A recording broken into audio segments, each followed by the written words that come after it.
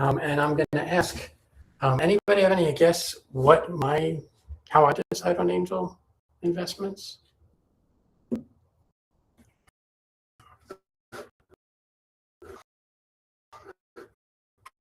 I don't see the chat. So say if you have any thoughts. The personality of the founder. Say that again, Christopher.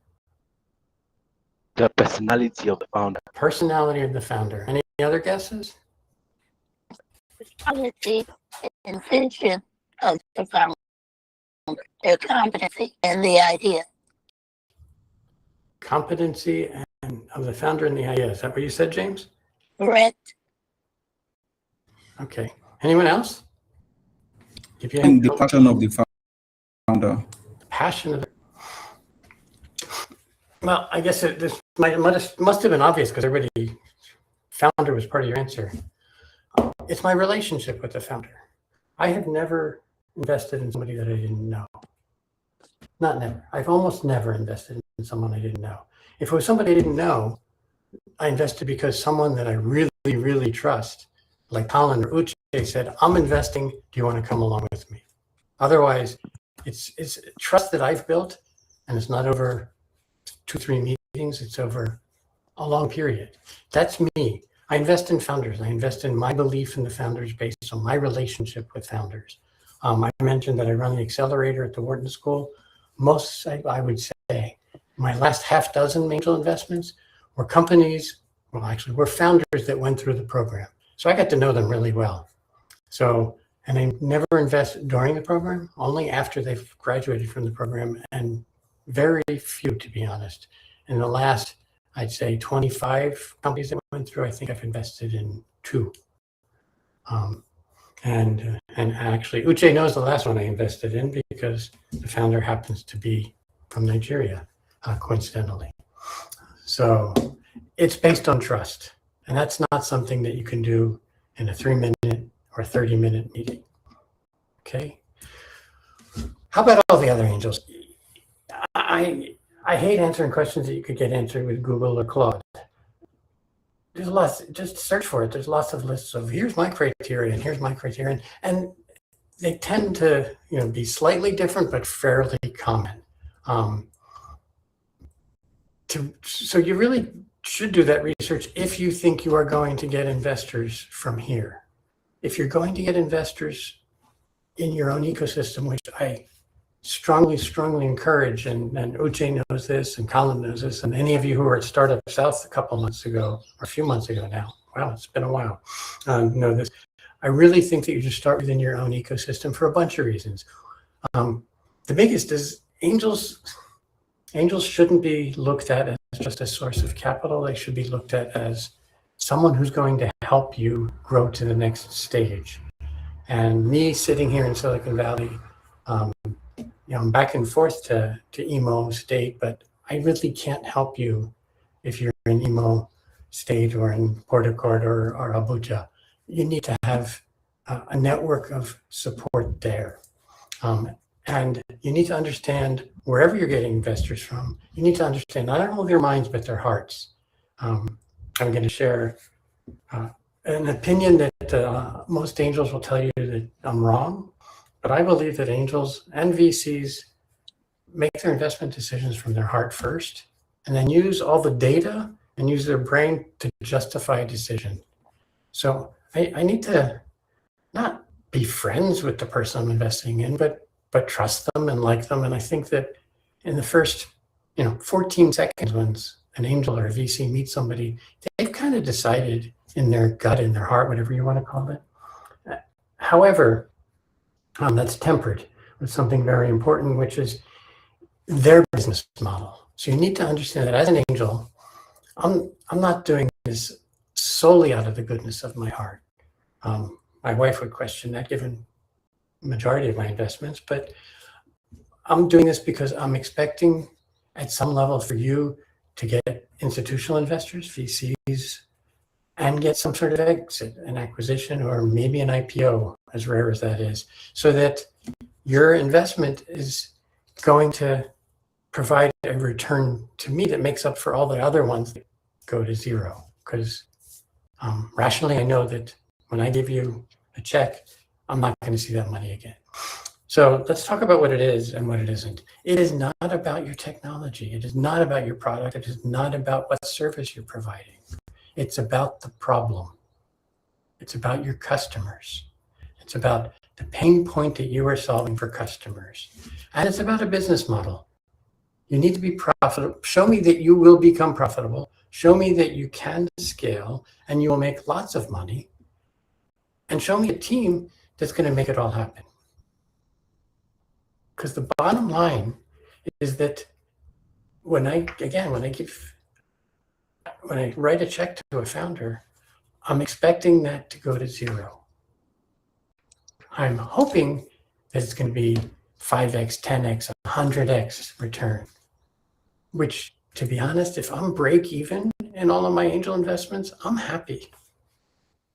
But I need 1 or 2 companies of every 10 that I invest that are going to be really big and return a lot of money to make up for all the others. So here's one scorecard that I found online. Founder team is biggest. That's typical. At this stage, it's not about anything but the team. As you all know, since most of you are founders and those of you who are investors know this as well, a really good team will figure out if the original problem they were going to solve isn't big enough or their solution doesn't map to the problem, and they'll pivot to a different problem. So betting on a really amazing problem with a lousy team doesn't make sense. Betting on an amazing team and you don't quite think they've got the right problem to solve, that makes more sense. So it's the team. Some investors care about the product or solution. Most don't. And then you could read the others and you'll find lots of other examples of angel and investor scorecards online. I'm going to pause and see if there's any questions so far. Okay. Hi, Steve. Just a quick one. In terms of the team, do you tend to focus on a team of founders, or you find with, single founders, so sole founders? What's your anything more? Me personally, or angels? Well, actually, it's the same. We like teams. Solo founders have a much less likelihood of succeeding. And I'm going to go into team in a moment. That's like 2 slides away. Okay. There are some amazing solo founders, but investors aren't risk takers, they're risk mitigators. And we all know the stats that, a solo founder, I don't remember the number, but they're so much less likely, and Colin could probably pull that number out of his head. Solo founders are less likely to succeed than teams of founders. And we'll talk about teams in a second. So here's a bunch that I've grabbed off of other angels, lists of criteria for what they look at. The team, the problem, the market. Why now? Here in the US, there was a company that raised hundreds of millions called Webvan to deliver groceries to the house. They failed. That money all just got flushed down the toilet. That was before COVID. During COVID, suddenly everybody wanted somebody to deliver stuff to their house because they didn't want to go to the grocery store. So we have DoorDash, we have Uber Eats, we have lots of solutions because the timing was right. So think about, what are the shifts that have happened in the world around you, technology, cultural, otherwise, that allow now to be the right time. Traction, and this is a tough word. The accelerator I run, we require traction. That's what we put on the application and on the website. You must have traction to be accepted. And a lot of people say, well, I don't have revenue. If you're a biotech company, you don't have revenue for a decade sometimes. So traction is a somewhat subjective, fuzzy concept. Do you have customers who have signed binding agreements to do a pilot? Are the pilots paid? There's different ways of measuring traction. Are people asking you The program we're running right now in Owerri, they're in the middle of customer discovery, and a couple of the teams are going out and customers are saying, can you start? We need this now. I'll pay you now. That's traction. So what are the deal terms? I don't care how great the team is or how big the problem is. If the deal is awful, then I don't want to participate. It doesn't make sense. And the deal could be awful in two directions. Let me explain that. I've seen in lots of ecosystems outside the valley and outside major markets where the deal terms are so lopsided towards the angel that I wouldn't invest in a follow-on investment, because the inclination of the founders to continue putting in 150% every day isn't going to be there, because the angels took too much of the pie. So don't give away too much. Don't be too selfish. And in each market, there's a standard. And, people always say, well, what's the standard? And I say, call somebody. My typical answer is call a lawyer who's in the middle of closing lots of deals and in the midst of all the deal flow, and ask them what are their current standards for your space, for your status. And I have a friend who's a lawyer that he's doing a couple deals a week. So I call Jim and say, Jim, what's it like now? What are the right deal terms for somebody like this in this space? And he'll rattle off the numbers. You need to understand your business model. You need to know what your unit economics are. How much does it cost you to get an additional customer? How much are you going to make from that customer over the lifetime of that relationship? What happens, and most founders don't like to think about this, what happens when your cost of acquisition goes up? Because it always does. If your cost of acquisition doubles, are you still profitable? If you're not, then your unit economics don't work for you or for me.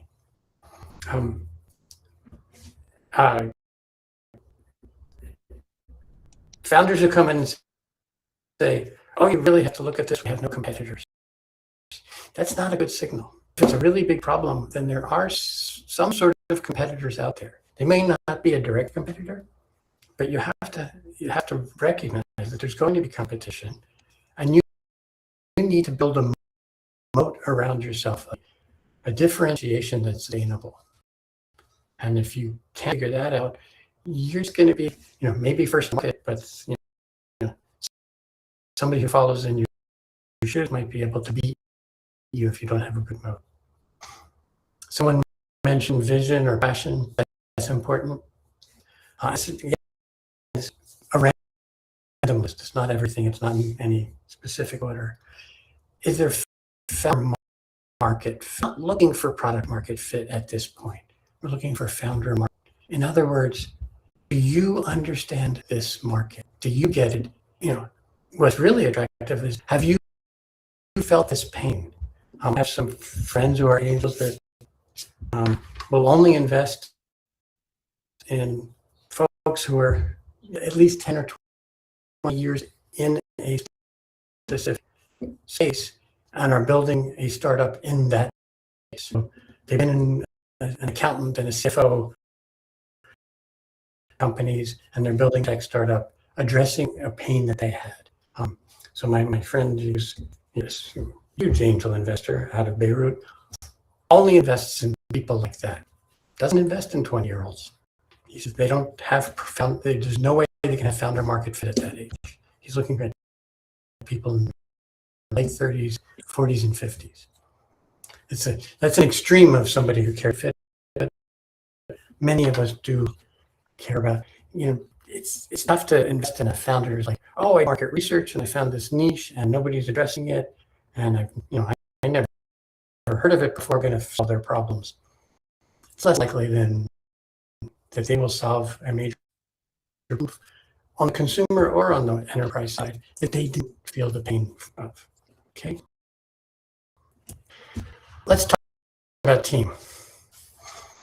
Team is absolutely critical. So to me, it's about the relationship with the founder or founders, and typically founders. And it's important how you build a team. And we could spend hours just on this topic. A diverse team is more likely to succeed than a team that is not diverse. And let me dive into what I mean by diverse. It's not just women and men. It's women and men. Women and men in a startup are 3 times likely to succeed as an all man. So as an investor, to look at absolutely. Is it all engineers? 2 women and 1 guy, and they're all engineers. That's the first team. I want people who are going to look at the problem differently, are tight enough with each other that they can argue the problem, not argue about each other, but argue about the problem, how to solve it, and come up with more creative ways, diversity of thinking. This is really, really important. If consumer startup globally, and I would argue higher in Nigeria, purchasing power decisions in the household, 75% of them are made by women. Having an all-male team address the consumer market, I'm willing against them. I'll be in on a predictive market against them rather than invest in them. I cannot emphasize this point enough. Any sort of think about it. There's the hacker-hunter paradigm in the valley. You need an engineer, 1 hacker. Now, the hustler is the sales and marketing person, the designer. That's fallen us away a little bit because of tools that are available to us who are not hipsters or hackers. People who aren't hackers and approach that. But I don't think like a hacker anymore. It's been too many years since I programmed. I don't want on my team if I were founding a company tomorrow. I'd want someone who has a better design sense than I do. Yeah, I can use Claude and it comes up with a great slide. The UI is just not going to have that human creativity that friends of mine who design in UI, UX for years. Okay. Being realistic, and this is one of the questions, what did I used to care about and I don't care about now? It's good if the CEO is full-time. It's not necessary, but that would be good. The rest of the team members, it's less important. It's great if everybody's full-time. That happens less and less these days. Here as well as area. I'm working with startups around the world that, they're doing this while they keep another job so that they can keep paying their bills, and that's just reality. Your commitment to a team member is critical. That doesn't have to translate to I've quit my job and I'm all in.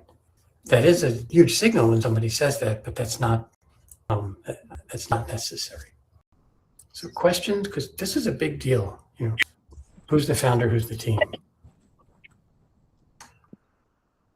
Nobody. All right. More on the team. This is for people who just look at the slides afterwards, and I will share with Uche a PDF of this for him to share. However, one point I didn't mention: you need to step back as a founder and say, where am I weakest? You need to be brutally honest with yourself and say, okay, I need a teammate who is strong weakest. So that's a strong founder who has the ability to be that honest with himself and say, I'm really bad at marketing. I need a super marketer as a co-founder. Your best friends are not necessarily your best teammates. But if you do co-found with your best friend or with friends or with classmates, make sure that from the very beginning you sit down and you write down what everybody's roles and responsibilities are and what everybody's stake in the company is. Don't say, oh, we're friends, we'll figure it out later, because that's a really good way and a really good way to lose a friend, to screw up a startup and lose it. Okay, we talked about the market. What's that mean? To me, it means two things. How big a problem is this that you're solving? Is it a huge problem? Is what we call a hair on fire problem? I'm working with a startup that they admitted what they want to solve is not really what we call a painkiller, but vitamin. That's tough. And how big is the market? How many people have this problem? And companies that fit under that work, they're not venture fundable. That doesn't mean they're not great. They can't be great companies. The majority of employment in the world is small, micro, small, and medium businesses that never get outside funding, but employ 3 or 10 or 50 people. They're not fundable. They're great companies. And if that's what you're building, that's fine, but admit it to yourself and structure your company in a way that you can grow to the size you want to without having to go try and find money when you're not fundable. Sola, what's your question? So on this slide, because I know a lot of founders have this question, so I'm kind of asking on their behalf.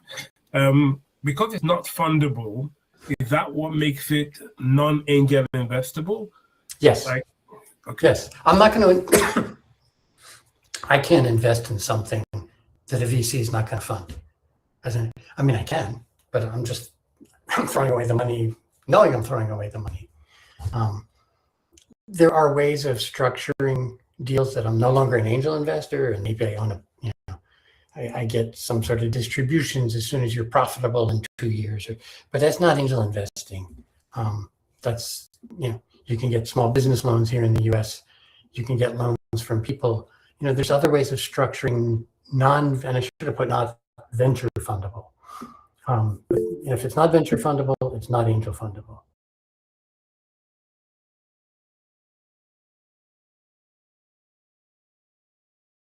Go ahead, and you're still on. Yes, thank you, Steve. Can you hear me now? I hear you. Okay. So I wanted to ask about the stage. I wanted to ask about the stage of and the bright stage for angel investing. You did mention it in the beginning. Mm-hmm. I don't know if it was specified, but I don't really get that part. At what stage is angel investing even considerable, and when does it end? What's like the lifeline? So Chukwuemeka, I went back to the slide. Angel investing is your first investor should be yourself, your friends and family, and then if you've taken the idea to customers with a prototype, or used to be Figma, but now it's something you vibe coded up, and they're saying, yes, I want to buy this, and for angel investing. As far as how long it lasts, only angel investing is in that stage, period. However, I've invested, once I'm an angel investor and I help the company get Series A and Series B, I will co-invest. I'm not going to put in the same amount as venture capitalists who have huge checkbooks, but I'll continue to put in an angel amount at each phase to try and keep my stake at a decent level. And not all angels do that. Some angels just do that, they're pre-seed and seed investors and don't participate. And I don't participate with every startup that I've invested in it with subsequent rounds. Did that answer your question? Okay. Yeah, absolutely. Okay. Thank you so much. All right, let's keep going. So this is just reiterating it, that you need to think about, if you're sure you're going to go after venture investing, and therefore you're now looking for angels, you need to understand my business model. And I need a return on my investment.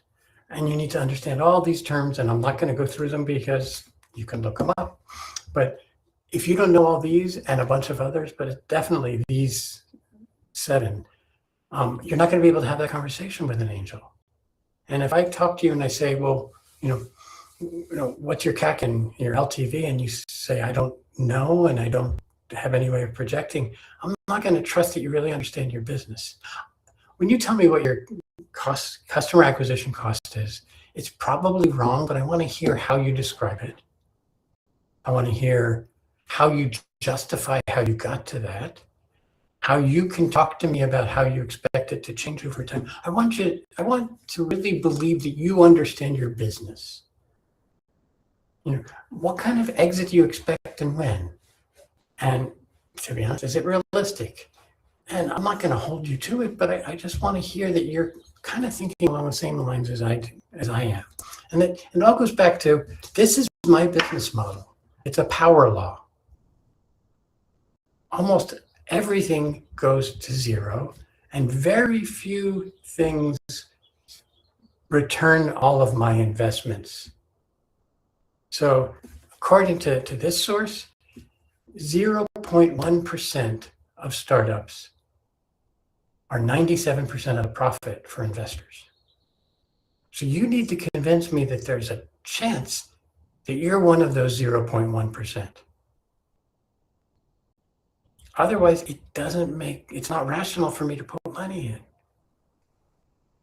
So you're taking on this business model. And this means you have to show me how you're going to scale. Show me how you're going to attract Series A investors.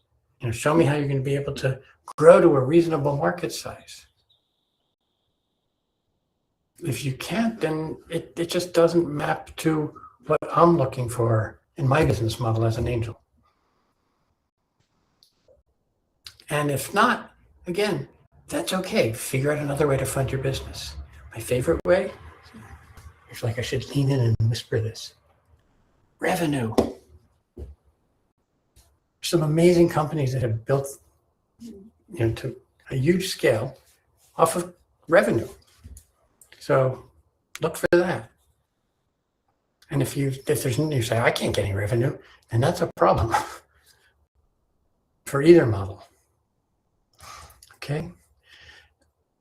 What are some things that experienced angels are not going to ask for? And this is important.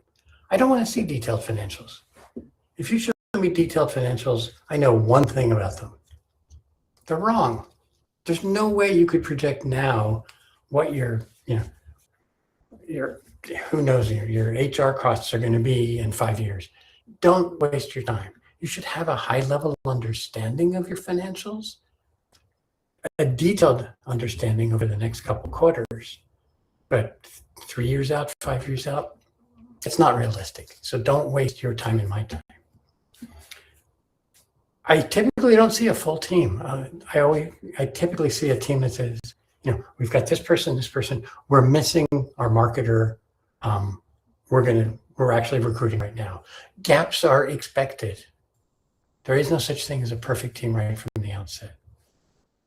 And if you have product market fit, that's a surprise to me at this stage.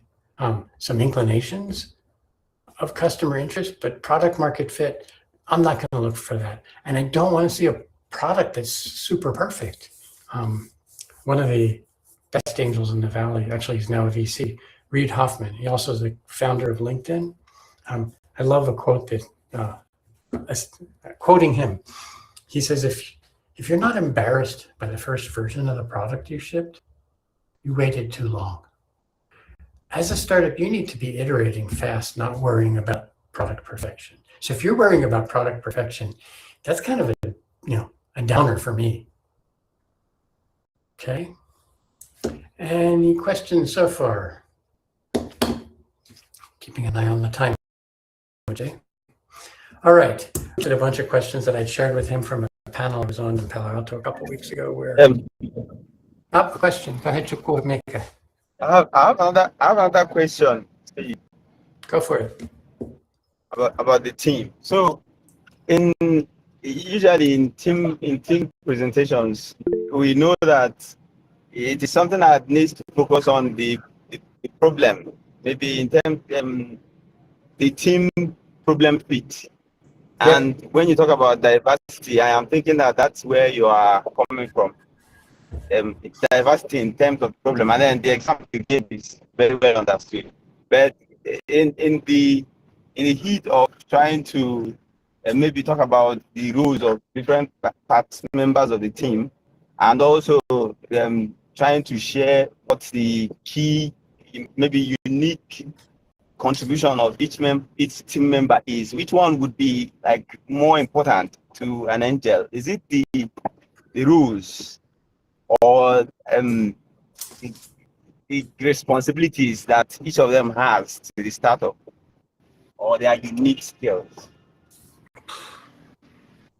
Can I give my Which standard one, answer? which one should make the top the highlight presentation? You're not going to like my answer, Chukwuemeka. It's both. Sorry. I mean, you need a diversity of skills on the team, but you need the team to be able to map the problem. Okay. It has to be both. And you have to convince me that the team knows how to argue with each other and then move on and work together. Okay. Cool. Thank you. Okay. All right, let's go rapid fire. So out of 200 decks, and I get all sorts of decks on LinkedIn. Is there another question? If I don't know you and one of my close contacts hasn't asked me to look at something, I never open it. So out of 200 decks that come in cold, what gets a second look? Sorry, none of them. It's about relationships. Same thing with the second bullet. The number one cold outreach mistake founders make. If they do it, do not do cold outreach. Do not send a bunch of people LinkedIn or messages or emails saying, I got the best startup idea. And don't have somebody else who I don't know send it, because that all gets ignored. That all gets trashed. I really don't know how many messages I get a week on email and LinkedIn saying, I'm a founder, or I'm representing or investing in this founder or this company in my portfolio. If I don't know them, I don't even open the email. So cold outreach doesn't work. It works in like maybe 0.001% of the time. It's a fluke if it works. So figure out, if you are going to go down this route, who are the angels you want to talk to? And if you don't know them, who in your network do they trust that you would be willing to make a warm introduction? And the best would be another founder that they've invested in who's done well for them. That's the absolute best. Second best is a founder they know and have invested in that didn't do well, and that's okay.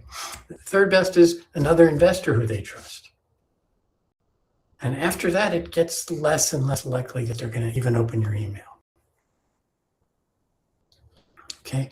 How many angels are actually writing checks today? Fewer in the Valley, to be honest, but I don't know in the Nigerian ecosystem whether it's more or less than it was, since AI took over. There's a bifurcation in the angel, in funding general right now. AI companies, real AI companies, not companies that just put an AI gloss on their pitch, are getting funded like crazy at valuations that I consider frothy. Companies that don't have any AI in them are having a really hard time getting funded at any level. So companies that were funded in like 2020 that are now looking for their next, be it Series A or B, are having a real hard time. Companies that are being founded now and looking for angel investment that don't have anything to do with AI have to work harder, and their valuations are lower than they were a few years ago. What would I do if I were raising pre-seed in 2026? It depends. If it depends on who my team is. It depends on whether we're doing something that is truly AI. It depends on what market we were addressing. And to be honest, I might bootstrap. I might decide not to raise a pre-seed, or I might do something very explicitly, which is different and only shown up in the last couple of years, called seed strapping. I might raise a friends and family / angel round with the understanding that that's it. That's all the money I'm going to raise from outside investors, and use that to get to profitability. And if it's not an AI company, I'm definitely going to do that if I were co-founding a company today. So my co-founder, and Colin can attest this, Chris and I aren't raising outside money. We are building our company. We're bootstrapping it off revenues. So a founder trait I overvalued early on. So this one I mentioned already. I used to believe that if you weren't committed full time, you weren't committed. And that was wrong. And I recognized it thanks to lots of founders I've worked with. I've coached, I don't know how many thousands of founders on every continent at this point. I learned a lot from founder coaching. Sometimes I feel bad. I think I'm learning more than the founders are, but that's something I learned. You don't have to be full-time to be fully committed. A trait I undervalued is resilience. And I knew about it, but I don't think I valued it enough. And resilience, and have to be couched as, there's this fine line between resilience and commitment and determination and insanity. And there are delusional, I've worked with delusional founders. And it took me a long time to figure out that they weren't committed and determined, and they figured out something that the rest of us hadn't figured out yet, that they were just delusional. But I undervalued that resilience and passion combination. And I don't think you have to, I think you're all going to guess one startup trend I'm skeptical about. It's, renaming your company .ai and saying, sticking some wrapper around it that's, not really in the heart and soul of your company, and saying you're an AI company when you're not. I'm seeing way too much of that. And I'm skeptical about the, not how much AI is going to change how we work and how we live, but the valuations of many of the startups today, I'm skeptical about. So thanks for posting those on LinkedIn, Uche. You committed me to have to answer them. And now, what questions are there in the last 3 minutes? Thank you. Thank you so much, Steve. Yeah, I'm going to stop sharing so I can see people. Yeah, I think so too. I believe that there are questions, but first let's say a big well done to Steve with the emojis.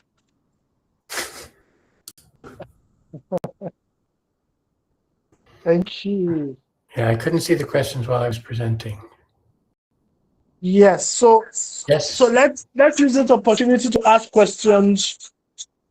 You can do that on the chat, or you can unmute yourself and put on your camera and ask questions. Do we get the slides? Yes. Heart set. Thank you, Sola. Yes. Can I ask my question? Go ahead, Christopher. Thank you, Steve, for that wonderful presentation.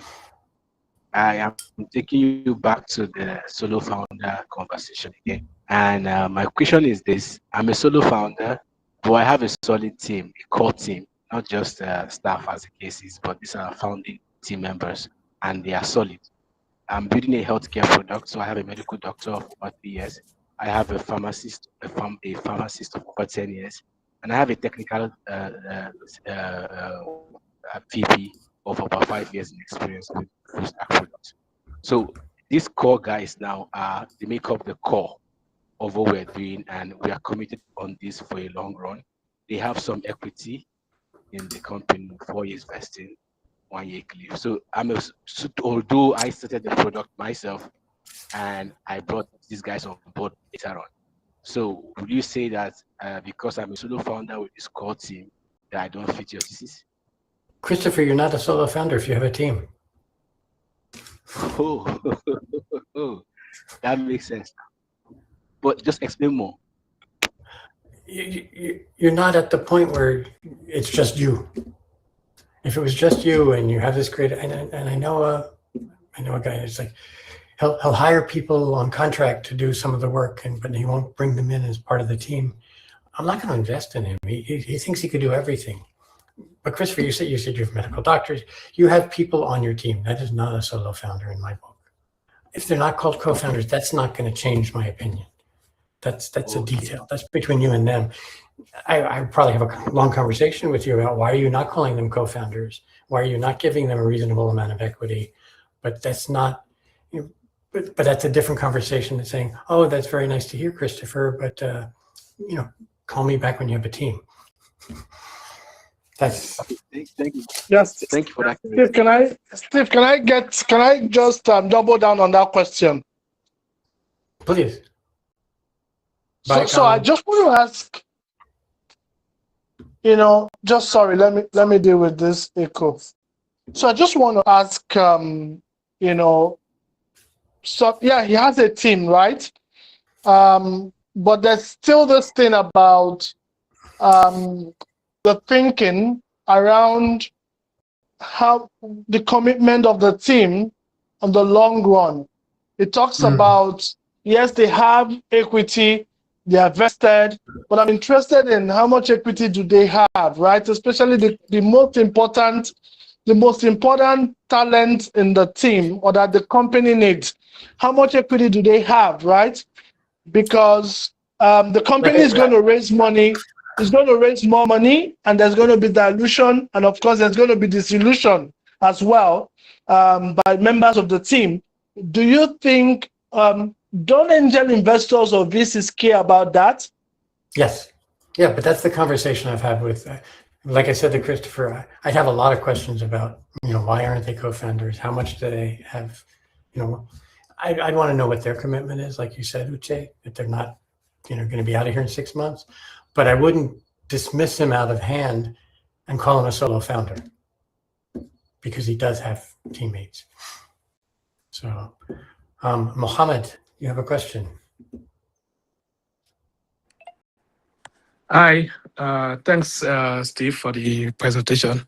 Yeah, so my question is around you. In your slide, you said this is what you would have done if you are in 2026, and part of it is that maybe you could raise from family and friends, and then maybe if you're making revenue and profit, if you can make it to profit, and that's it. So the question here is that if someone wants to actually maybe raise from family and friends, and you are looking at, okay, to grow to profitability, how do you give more like an assurance to your family and friends, because they are waiting for when you are going to maybe exist or when they're going to cash out? So how do you communicate this well enough that give them kind of an assurance that they're going to get their money back? Because it's different from when you want to raise multiple rounds in the future, but this one you don't plan to. When do they get their money back, and in what sense? How do you just phrase it in a way where your friends will be comfortable to want to give you their money? Okay, try and repeat it really concisely what the actual question is. I'm sorry, Mohammed. Okay, I said when one tries to raise from family and friends, how do you more like convince your friends that they are going to be able to get their money back, considering that you don't plan to maybe raise again using VCs? Got it. It depends on what model you think you're going to use. Also, Mohammed, I would be really honest with especially honest with my family and with my friends, and I start by saying, you really might not get this money back. I might not be able to repay this. You're placing a bet on me and my idea. But here's how I plan to return the money and a profit to you. But I would not make any promises. I would be very clear that it's likely you will lose this money, but I believe that it will be good, and I'm putting my own heart and soul and money into it. If you're not investing, it's going to be really hard for you to convince family and friends to invest. So I want to jump over to Grace's question because Grace and Naomi were asking questions in the chat before people raised their hand. So Grace, what's the earliest stage you've ever invested at and what made you say yes? So a friend of mine, longtime friend, I worked with him. He started a company. He asked me for advice. I didn't invest in that company, but it was acquired by Microsoft. He spent a few years at Microsoft, and we stayed in touch, of course. He left Microsoft and started another company, and he didn't have anything. He had an idea. I invested in Francis. It was Francis and my belief in Francis and Francis's belief in his idea. I didn't even understand his idea, but I invested in Francis. And Grace, it's pure coincidence, but that's the best return I've had, was Francis. He's just brilliant. He's now one of the top executives at this little company down the block from me called Google. So if he leaves Google and starts another company, of course I'll invest in it. I don't care what it is. Naomi, how would you think about LTV with a transactional business model? You don't have to have a subscription to have an LTV. Is it a single transaction? Then you know what the LTV is. Can you convince me that they're going to come back and buy again and again and again and show me how you got to that conclusion in a way that really makes sense to me and to you? Then you have an LTV. So you always have to have an LTV. Otherwise you're a nonprofit. And Grace is back. Grace, let me get back to you. Let me get to Pritesh and Noble first. Pritesh, what's your question? And what time is it in Mumbai? Yeah, it's 12 past 30 in the night. Yeah. So, okay. So it's not too late. all right. First of all, thank you so much, Steve and Eugene for your valuable inputs. I'll quickly go on to my question. Steve, allow me to divide this question into two phases. One would be, you keeping in focal if you want to invest, and second, as an angel investor. So my question is that, I have heard that there are domain-focused expertise. People say that they would only want to invest in one particular domain, say fintech or medtech, etc. Right? If that is true, then it makes sense on, we should get the friend of yours connected and develop relationship with the angel investors. And second is that post investment, as an investor, how do you support in terms of getting the returns and making founders more business savvy? I hope I was clear with my question. So the first one, I'm not one of those people that invests only in fintech because I know fintech. I know people like that, and it's a way to. It's another risk mitigation technique, and I get it. If there's something that's way out and I don't understand, like space tech, if it were space tech, I'd call my friend Buddy, who's a co-founder of a space tech company, and say, Buddy, can you look at this real quick? But I'm only going to do that if two conditions are met. One, I really trust and believe in the founder, and two, if Buddy likes it, they'll let Buddy also invest with me. Does that make sense, Pritesh, for your first question? Yeah. And your second question, sorry. Yeah. I'm also reading all the questions as they're flying by. That's perfectly fine. So second question is, Steve, if you have invested, oh yeah, well, how else it depends on the angel. I am not a pushy angel. I was on the phone on Friday with a founder who I invested in 6 years ago, and we talk probably once a quarter. And the space he's in, I don't have a lot of connections, so I just give him general support and coaching. There are others that, I wrote a check 2 years ago and I get, updates from them, once a quarter, and they don't want help. There's another one that at least twice a month we schedule a Zoom call and we walk through the problems that he's facing. And it really, I leave it up to the founder. I'm not, if they want general coaching, I'm available. If they want introductions, they let me know. But I try not to push myself on the founders. Some angels have very specific, oh, we need to speak once a quarter or speak once a month, or I need this kind of report. Having been there, there's just too much you're doing as a founder to have to worry about managing the feelings of your investors. So I'm not going to push myself into that role. You want help, you'll let me know, and I tell them that from the get-go. I'll come back. Uche, I don't know what to do about the timing. There's 1, 2, 3, 4, 5 more questions that I see. Do you want me to keep going, or should we wrap it up? You're on mute, Uche.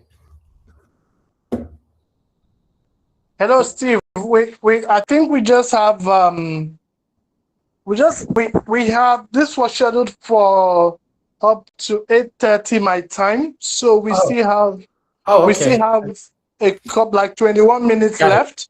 Okay. If there are no more questions, then we there's can. lots more questions. There's 4 people with their hands up and 3 questions in the chat. So I'm going to try and bounce back and forth. So Noble, you're next. All right. Thank you very much, Steve, for that. It's been wonderful. So I have 2 questions.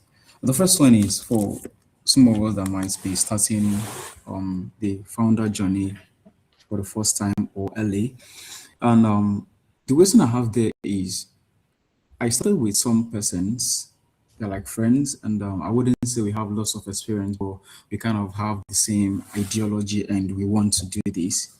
So, but we didn't have experience in the industry.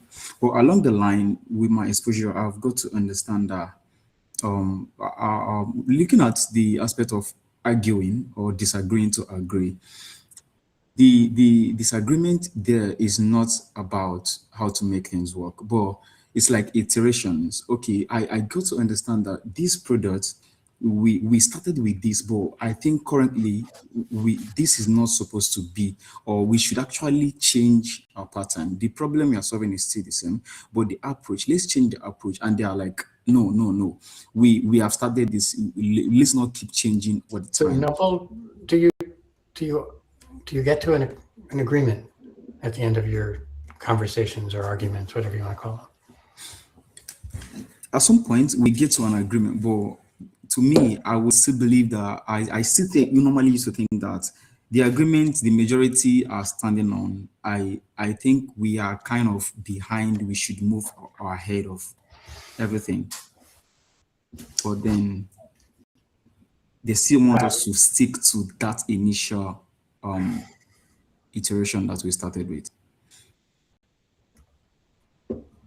I'm not sure what you're saying, but it kind of sounds like you're not listening to them. That's not what you're trying to say, is it? It sounds like a deep dive into a specific team question. Maybe Uche could send me the question and I could answer it offline. But sure, it sounds okay. What do you think?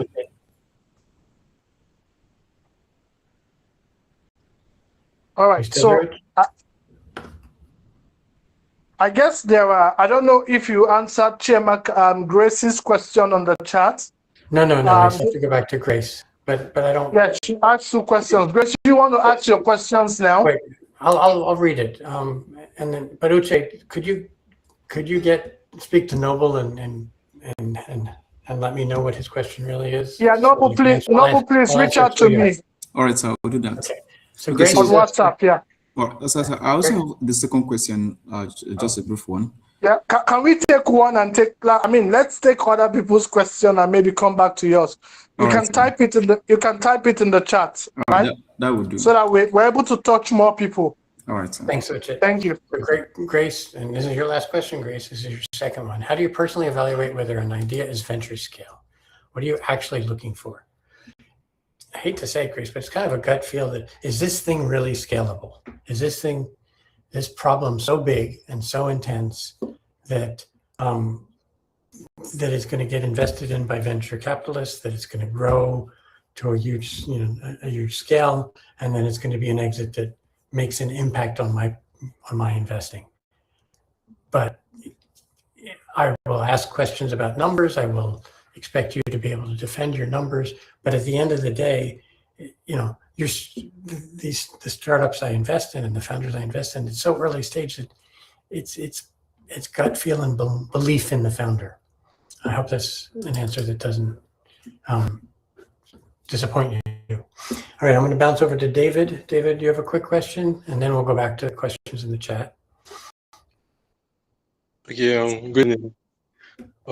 I'm a solo founder, and I've been trying to find like a co-founder, but the issue I have is I don't know how to actually approach a Where are you? Where are you located, David? I'm located in Nigeria, Lagos, Nigeria. In Lagos.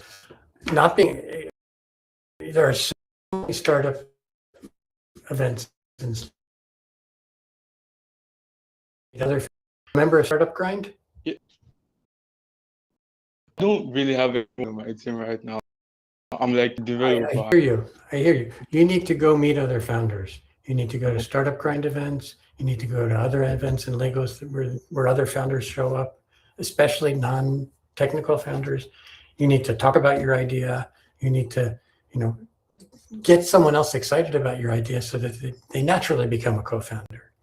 And if you don't know about Startup Grind, I'm going to ask you to reach out to Uche in WhatsApp, and he'll connect you with the people in Lagos that are involved in Startup Grind, and any other organizations that are bringing together founders in Lagos. To be honest, of all of the spots in Nigeria, that's the highest concentration of founders. So you should not have a problem. I mean, I've been to gatherings of founders in Port Harcourt and in Abuja and in Owerri, and it's harder there. But in Lagos, you've got lots of founders, so it should not be a huge problem for you. Uger.net. Outside of cold calls, how do VCs discover investable startups? Only referrals from other VCs? This is a great question, and it's changed. And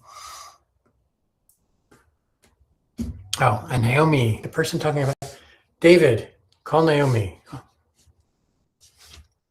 Connect with Naomi Lucas on LinkedIn, and she's going to give you some feedback. Naomi, are you also in Lagos?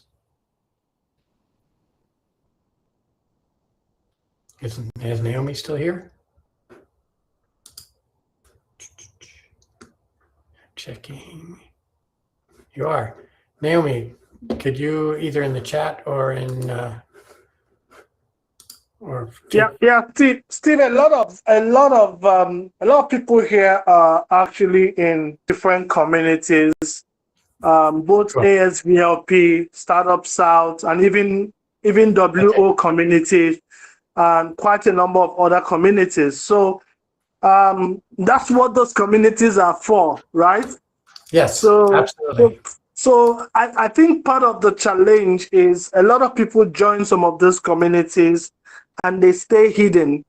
And I mean, people are not going to smell their fingers and then find you. The only way they can find you is when you're visible. And how do you get visible? You get visible by engaging, share what you're doing, participate in conversations, right? And share your opinion, share the things you're doing, and share your thoughts about issues.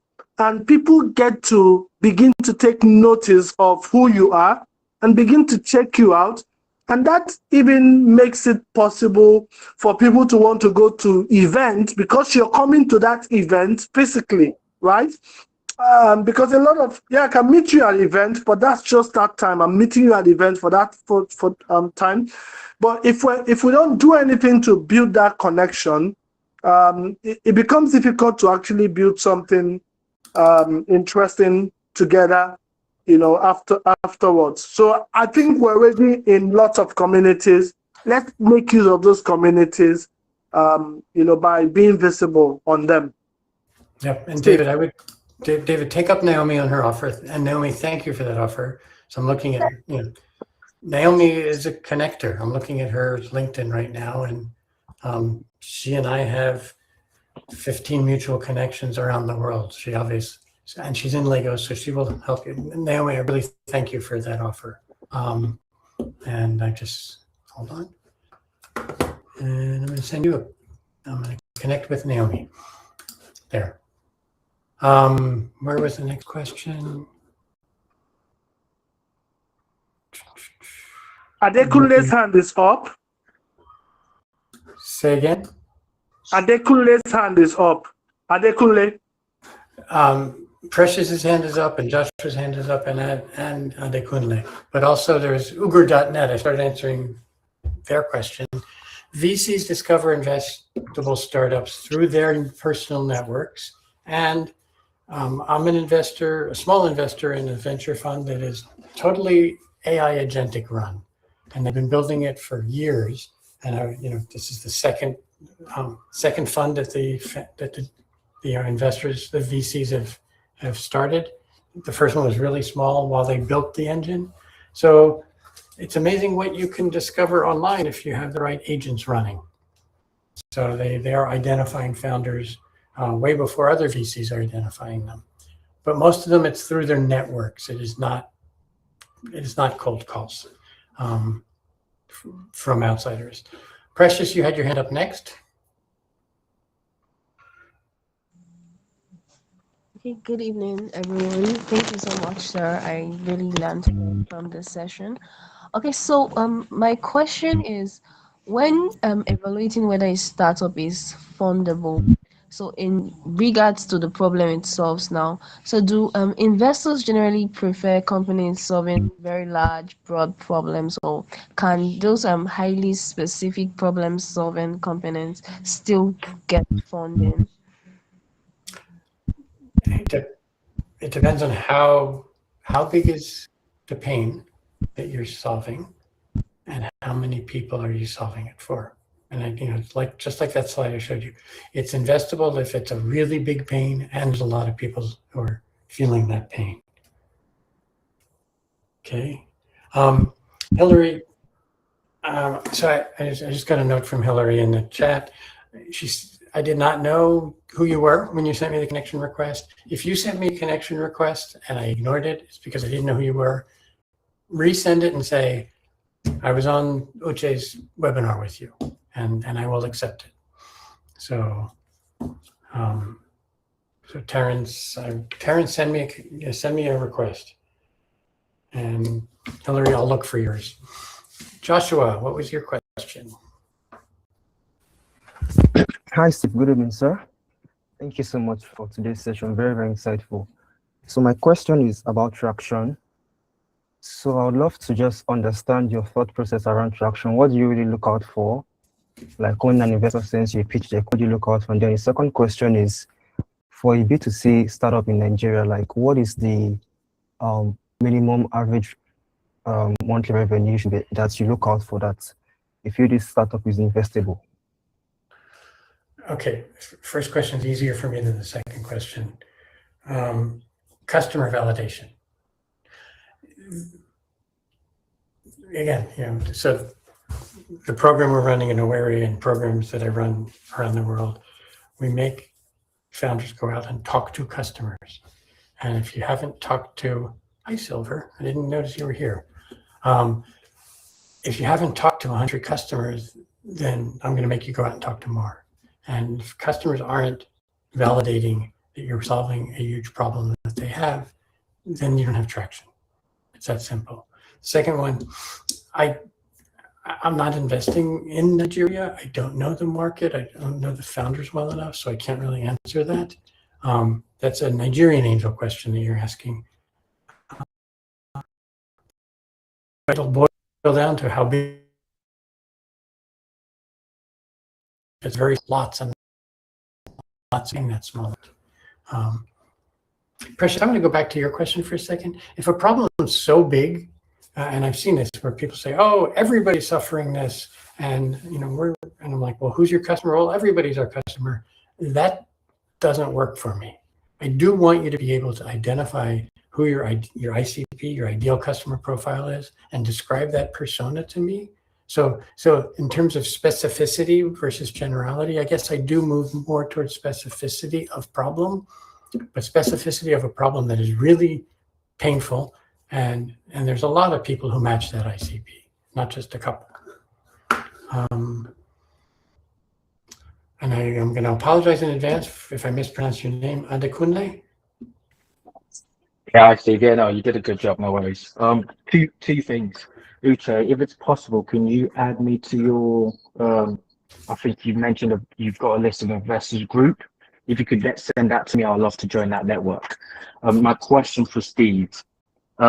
You've mentioned you don't believe in cold call, which I understand. However, would you recommend, or what are your thoughts on, if a founder is still not yet raising funds, but willing to start contacting investors and build a relationship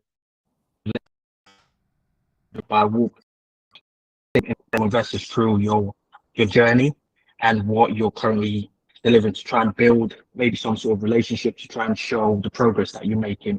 Is that something that could close that gap of closing the gap of having a relationship? So when you are then ready to raise a fund, they feel like, okay, you know, I've seen this guy make progress for the past 6 months. I'm willing to invest. Is that something you would recommend as a strategy? So I hope all the founders heard what Adekunle is talking about. Build a relationship.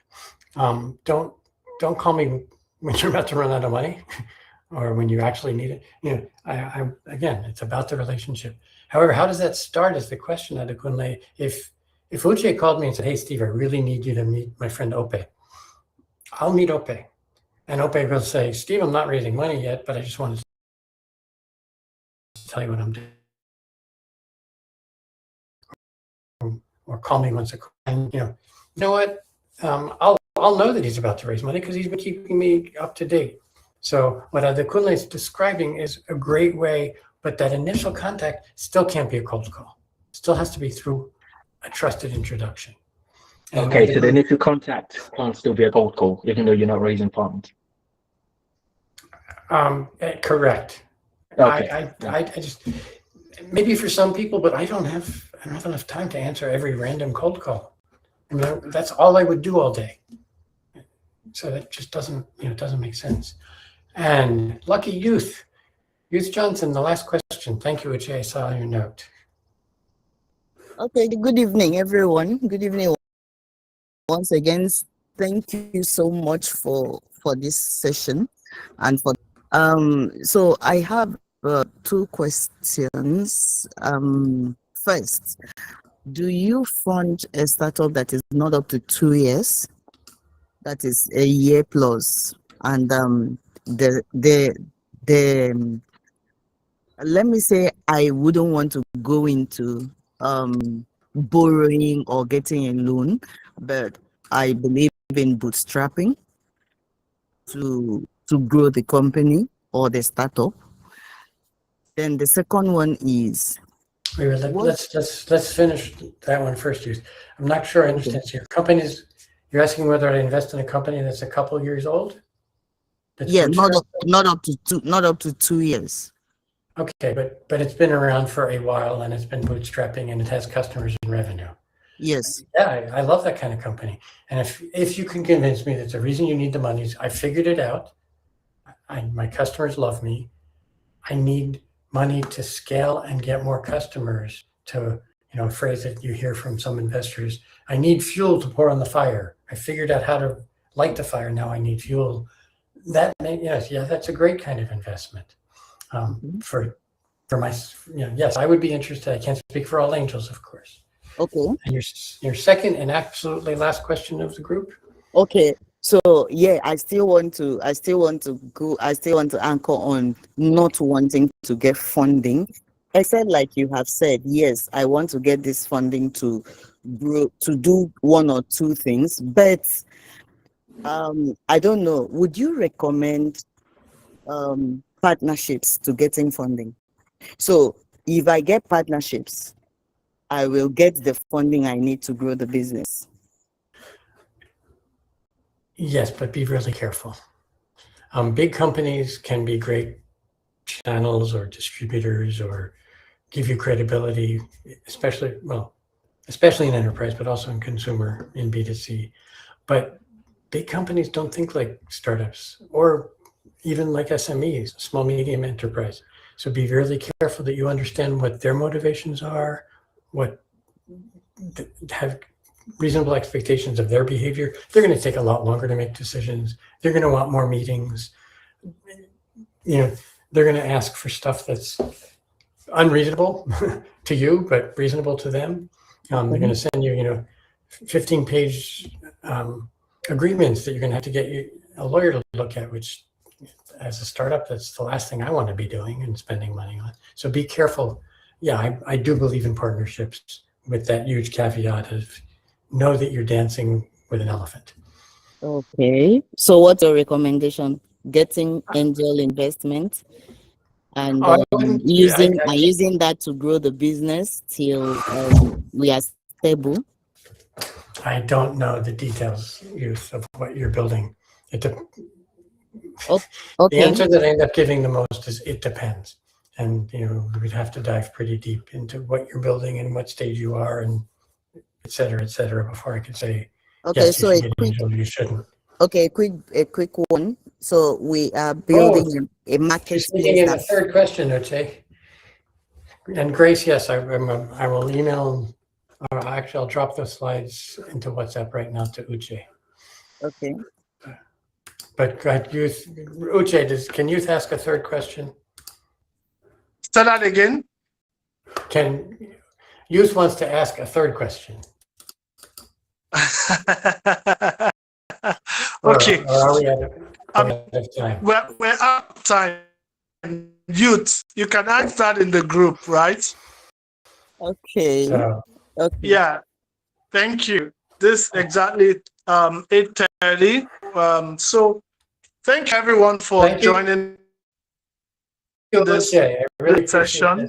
Thank you, Steve, especially for being so generous with your time this evening and for